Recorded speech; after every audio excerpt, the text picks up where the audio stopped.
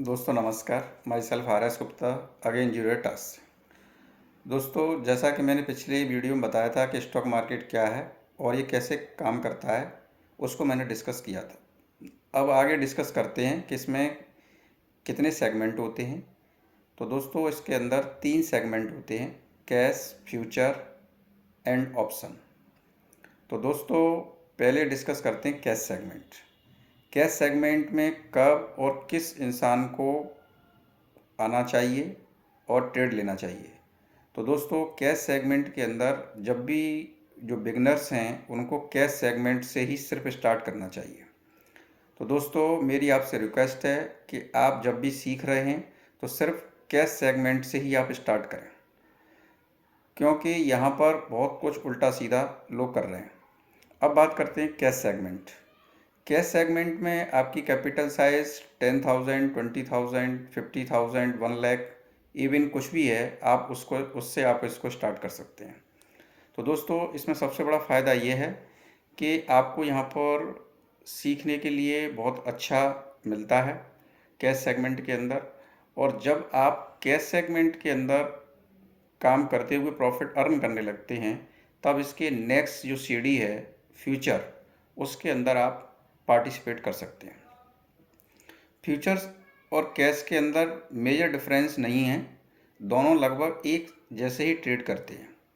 जिस स्टॉक को हम कैश में बाई करते हैं, अगर वो फ्यूचर में अगर लिस्टेड है तो आप उसको फ्यूचर के अंदर भी आप उसके अंदर ट्रेड कर सकते हैं।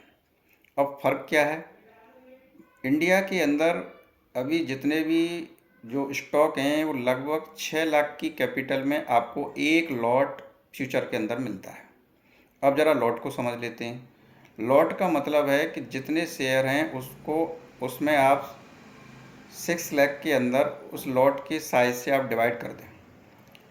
और मान लीजिए अगर वो 500 का शेयर है तो ये लगभग उसका 1200 का लॉट होगा। अगर वहीं पर वो शेयर 1000 का हो जाता है तो 600 का लॉट होगा। तो आप समझ रहे होंगे कि 6 लाख की कैपिटल में लगभग आपको एक लॉट मिलता है। अगर यहीं पर ये कोई शेयर 5000 का है तो इसका जो लॉट है वो नियर अबाउट 120 का होगा। अब ये 150 भी हो सकता है और 100 भी हो सकता है।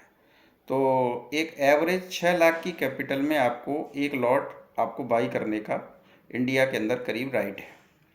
अब इसके लिए कैपिटल कितनी चाहिए? इसके अंदर मिनिमम आपको 25% कैपिटल इसको बाई करने के लिए चाहिए और रेस्ट कम से कम 20% कैपिटल आपको इसकी मार्जिन के रूप में चाहिए। मार्जिन मनी इसलिए चाहिए, अगर आपका जो भी शॉर्ट सेल किया है या आपने बाई किया है उसके अगर आपके अनफेवर में है तो आपको जो भी ब्रोकर फर्म है वो आपका सेबी के गाइडलाइन के अकॉर्डिंग आपका ये मार्जिन उसको चाहिए।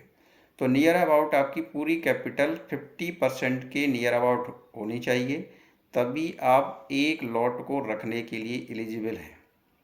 तो दोस्तों, आपको समझ में आ गया होगा। लगभग 3 लाख रुपए की कैपिटल एवरेज चाहिए किसी भी फ्यूचर के अंदर एंट्री करने के लिए।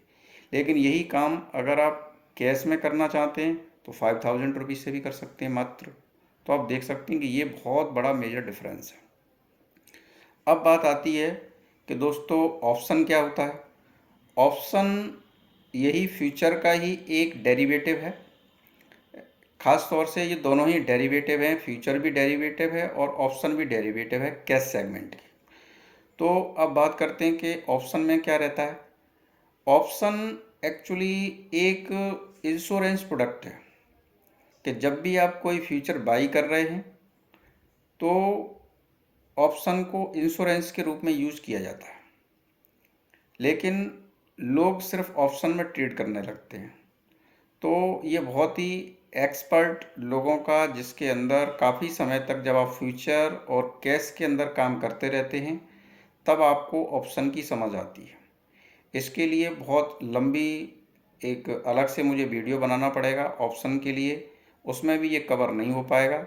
सबसे पहले मेरी आपसे हम्बल रिक्वेस्ट है कि आप ऑप्शन के अंदर ट्रेड ना ही करें तो बहुत अच्छा है, क्योंकि इसमें आपका 100% रिस्क होता है। कैश सेगमेंट के अंदर मान लीजिए कोई स्टॉक अगर 20% नीचे आ जाता है, आप वेट कर सकते हैं। फ्यूचर के अंदर अगर 20% अगर कोई स्टॉक आ जाता है, अगर जैसा कि मैंने आपको बताया है कि ऑप्शन के द्वारा अगर आपने उसका इंश्योर्ड कर रखा है उसको, तो डेफिनेटली आपको वहाँ पर बहुत ज़्यादा लॉसेस नहीं होंगे। लेकिन सिर्फ आप ऑप्शन में ही ट्रेडिंग कर रहे हैं तो डेफिनेटली आपके ये लॉसेस 100% होंगे। अगर आपने 50,000 का ऑप्शन खड़ा कर रखा है तो दोस्तों इसमें 100% आपकी मनी जा सकती है।